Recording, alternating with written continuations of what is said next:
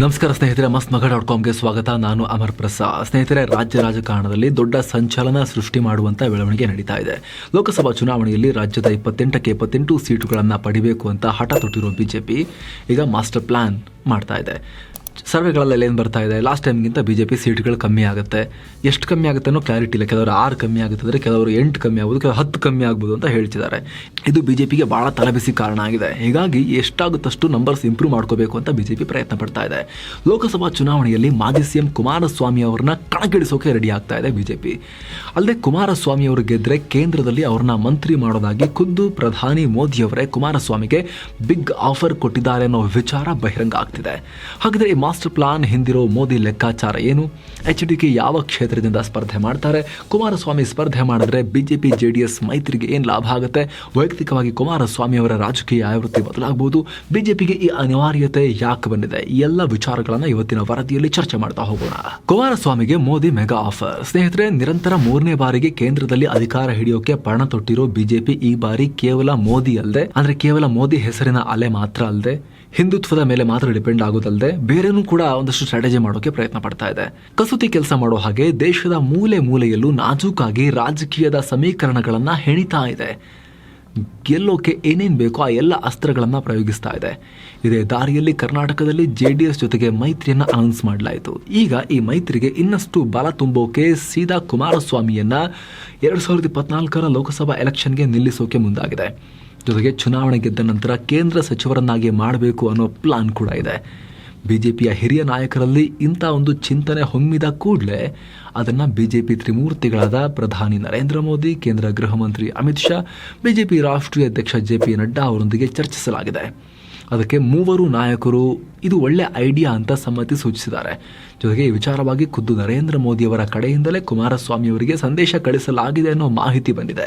ಇಲ್ಲಿ ಇನ್ನೊಂದೇನು ಗೊತ್ತಾ, ಲೋಕಸಭಾ ಚುನಾವಣೆ ಆದ್ಮೇಲಲ್ಲ, ಅದಕ್ಕಿಂತ ಮುಂಚೆನೆ ಈಗ ಕೆಲವೇ ದಿನಗಳಲ್ಲಿ ಸಚಿವ ಸಂಪುಟ ಪುನರಚನೆಯಾಗಿ ಈ ಕುಮಾರಸ್ವಾಮಿ ಅವರು, ಮಧ್ಯಪ್ರದೇಶದ ಶಿವರಾಜ್ ಸಿಂಗ್ ಚೌಹಾಣ್ ಇವರೆಲ್ಲ ಕ್ಯಾಬಿನೆಟ್ ಸೇರಿದ್ರೂ ಕೂಡ ಆಶ್ಚರ್ಯ ಇಲ್ಲ. ಆಕ್ಚುಲಿ ಆ ರೀತಿಯ ವಿಶ್ಲೇಷಣೆ ಕೂಡ ಮಾಡಲಾಗ್ತಾ ಇದೆ.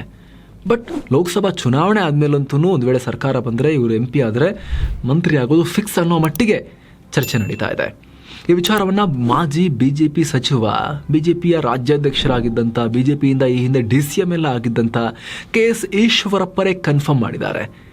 JDS ಈಗಾಗಲೇ NDA ಜೊತೆಗೆ ಸೇರ್ಕೊಂಡಿದೆ. ಹೀಗಾಗಿ ಮುಂಬರೋ ಚುನಾವಣೆಯಲ್ಲಿ ಗೆದ್ದು ಬಿಜೆಪಿ ಅಧಿಕಾರಕ್ಕೆ ಬರುತ್ತೆ. PM ಮೋದಿ ಮತ್ತೊಮ್ಮೆ ಪ್ರಧಾನಮಂತ್ರಿ ಆಗೋದು ನಿಶ್ಚಿತ. ನರೇಂದ್ರ ಮೋದಿ ಸಚಿವ ಸಂಪುಟದಲ್ಲಿ HD ಕುಮಾರಸ್ವಾಮಿ ಕೇಂದ್ರ ಮಂತ್ರಿಯಾದರೆ ರಾಜ್ಯದ ರೈತರಿಗೆ ಅನುಕೂಲ ಆಗುತ್ತೆ ಅಂತ ಹೇಳಿದ್ದಾರೆ. ಆ ಮೂಲಕ ಈಶ್ವರಪ್ಪನವರ ಮನಸ್ಸಲ್ಲಿ HD ಕುಮಾರಸ್ವಾಮಿಗೆ ಕೃಷಿ ಅಥವಾ ಗ್ರಾಮೀಣಾಭಿವೃದ್ಧಿ ಖಾತೆ ಫಿಕ್ಸ್ ಅನ್ನೋ ಲೆಕ್ಕದಲ್ಲಿ ಇವರೇ ಮನಸ್ಸಲ್ಲೇ ಖಾತೆ ಹಂಚಿಕೆನೂ ಮಾಡದಂಗೆ ಕಾಣಿಸ್ತಾ ಇದೆ ಈಶ್ವರಪ್ಪನವರ ಹೇಳಿಕೆ ನೋಡ್ತಾ ಇದ್ರೆ. ಮೋದಿ ಸಲಹೆಗೆ ಇನ್ನೂ ಒಪ್ಪಿಗೆ ಕೊಡದ HDK. ಆದರೆ ಸಿಂಗಪೂರ್ ಪ್ರವಾಸದಲ್ಲಿದ್ದ HDK ಏಕಾಏಕಿ ಒದಗಿ ಬಂದ ಈ ಆಫರ್ ಅನ್ನ ಕೂಡಲೇ ಒಪ್ಕೊಂಡಿಲ್ಲ. ಮೊದಲು ತಮ್ಮ ತಂದೆ ಹಾಗೂ ಮಾಜಿ ಪ್ರಧಾನಿ ದೇವೇಗೌಡರ ಬಳಿ ಈ ಬಗ್ಗೆ ಚರ್ಚಿಸಿ ಆನಂತರ ಈ ಬಗ್ಗೆ ತಿಳಿಸೋದಾಗಿ ಹೇಳಿದ್ದಾರೆ ಅಂತ ಹೇಳಲಾಗ್ತಿದೆ. ಡಿಸೆಂಬರ್ 19ನೇ ತಾರೀಕು ಮಧ್ಯಾಹ್ನ ಸಿಂಗಪುರ್ ಪ್ರವಾಸದಿಂದ HD ಕುಮಾರಸ್ವಾಮಿ ವಾಪಸ್ಸಾಗಿದ್ದು, ಡಿಸೆಂಬರ್ 20ರ ನಂತರ ಬಿಜೆಪಿ ಹೈಕಮಾಂಡ್ ಮೀಟ್ ಮಾಡೋಕೆ ದಿಲ್ಲಿಗೆ ಹೋಗ್ತಾರೆ ಅನ್ನೋ ಮಾಹಿತಿ ಲಭ್ಯ ಆಗಿದೆ. ಗೋವಾ CMಗೆ ಮಧ್ಯಸ್ಥಿಕೆ ಜವಾಬ್ದಾರಿ. ಕುಮಾರಸ್ವಾಮಿಯನ್ನ ಲೋಕಸಭೆಗೆ ಕಣಕ್ಕಿಳಿಸೋ ವಿಚಾರವನ್ನ ಮೋದಿಯವರು ಗೋವಾ CM ಪ್ರಮೋದ್ ಸಾವಂತ್ ಮೂಲಕ, ಇವರು RSS ಮ್ಯಾನ್, ಅವ್ರ ಮೂಲಕ ಕುಮಾರಸ್ವಾಮಿ ಅವರಿಗೆ ತಿಳಿಸಿದ್ದಾರೆ ಅಂತ ಹೇಳಲಾಗ್ತಿದೆ. ಒಟ್ಟಾರೆ ಈ ವಿಚಾರದ ಮಧ್ಯಸ್ಥಿಕೆ ಹೊಣೆಯನ್ನ ಅವರಿಗೆ ವಹಿಸಲಾಗಿದೆ. ಅಂದಹಾಗೆ ನಿಮಗೆ ಗೊತ್ತಿರಬಹುದು, ಈ ಹಿಂದೆ JDS ಬಿಜೆಪಿ ಮೈತ್ರಿ ಮಾಡಿಕೊಳ್ಳೋ ವಿಚಾರದಲ್ಲಿ ಗೋವಾ CM ಪ್ರಮೋದ್ ಸಾವಂತ್ ಈ ಮೀಡಿಯೇಟರ್ ರೋಲ್ ಅನ್ನ ನಿಭಾಯಿಸಿದ್ರು. ವಿಧಾನಸಭಾ ಎಲೆಕ್ಷನ್ ವರೆಗೂ ಹಾವು ಮುಂಗ್ಸಿತರ ಕಚ್ಚಾಡಿದ್ದಂಥ ಕುಮಾರಸ್ವಾಮಿ ಅವರು ನೇರ ರಾಜ್ಯ ಬಿಜೆಪಿ ನಾಯಕರೊಂದಿಗೆ ಚರ್ಚೆ ಮಾಡೋಕೆ ಆಗ್ತಾ ಇರಲಿಲ್ಲ. ಅತ್ತ ಬಿಜೆಪಿ ಹೈಕಮಾಂಡ್ ಕೂಡ ಎಲೆಕ್ಷನ್ ನಂತರ ರಾಜ್ಯ ಬಿಜೆಪಿ ನಾಯಕರನ್ನು ಹೆಚ್ಚು ನಂಬ್ತಾ ಇರಲಿಲ್ಲ. ಹೀಗಾಗಿ ಅಮಿತ್ ಶಾ ಆಗ ಮೈತ್ರಿ ವಿಚಾರವನ್ನ RSSಗ ಪ್ರಮೋದ್ ಸಾವಂತ್ ಮೂಲಕ ಮಾಡಿಸಿದ್ರು.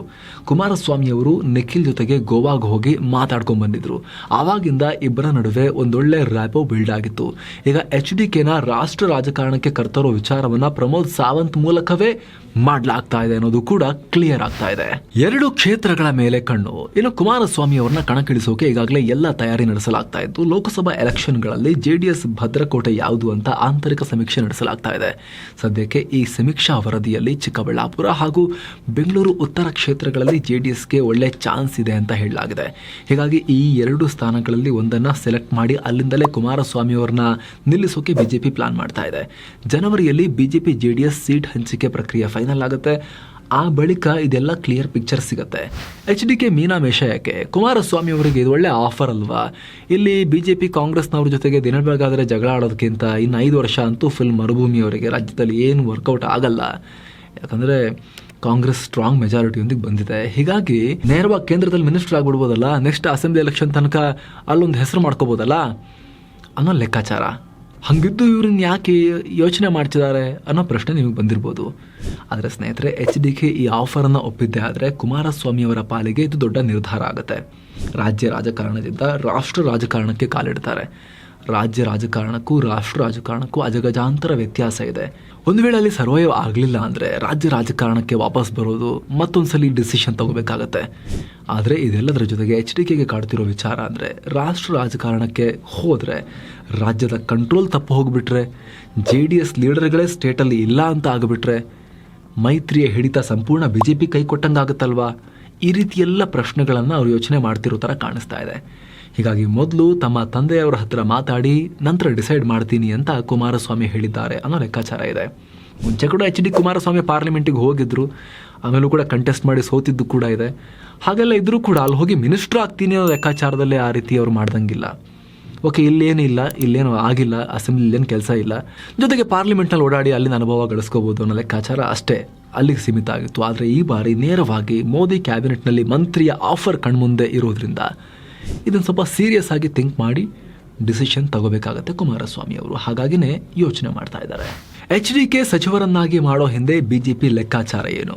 ಮೊದಲನೇದಾಗಿ ಈ ಮೈತ್ರಿ ಮಾಡ್ಕೊಂಡಿರೋದೇ 28ರಲ್ಲಿ 28 ಸೀಟ್ ಬರಬೇಕು, ಮ್ಯಾಕ್ಸಿಮಮ್ ಗೆಲ್ಲಬೇಕು, ಮ್ಯಾಕ್ಸ್ ಔಟ್ ಆಗಬೇಕು ಅಂತ. ಕೇವಲ 18-19 ಸೀಟ್ ಗೆಲ್ಲೋದಷ್ಟೇ ಗುರಿಯಾಗಿದ್ದರೆ BJPಗೆ ಮೈತ್ರಿ ಅಗತ್ಯ ಏನು ಕಾಣಿಸ್ತಾ ಇರಲಿಲ್ಲ.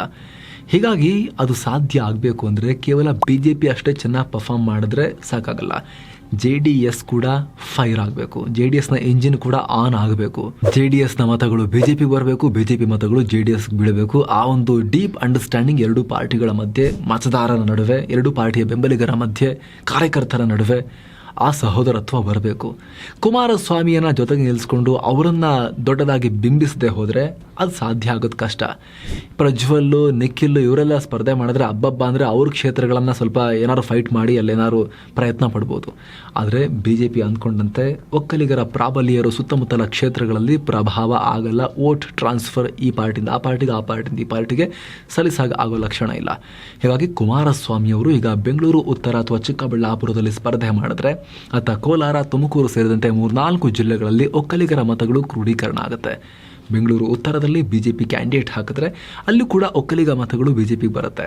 HDKಗೆ ಸಂಪುಟದಲ್ಲಿ ಸ್ಥಾನ ಕೊಟ್ಟರೆ ಮೈತ್ರಿಗೆ ಮತ್ತಷ್ಟು ಬಲ ಸಿಗುತ್ತೆ. 2028ರ ಅಸೆಂಬ್ಲಿ ಚುನಾವಣೆಗೂ ಕರ್ನಾಟಕದಲ್ಲಿ ಸಹಾಯ ಆಗುತ್ತೆ. ಒಂದು ಟೀಮ್ ಆಗಿ ಹೋಗಬಹುದು ಅನ್ನೋ ಲೆಕ್ಕಾಚಾರದಲ್ಲಿ ಇದ್ದಾಗ ಕಾಣಿಸ್ತಾ ಇದೆ.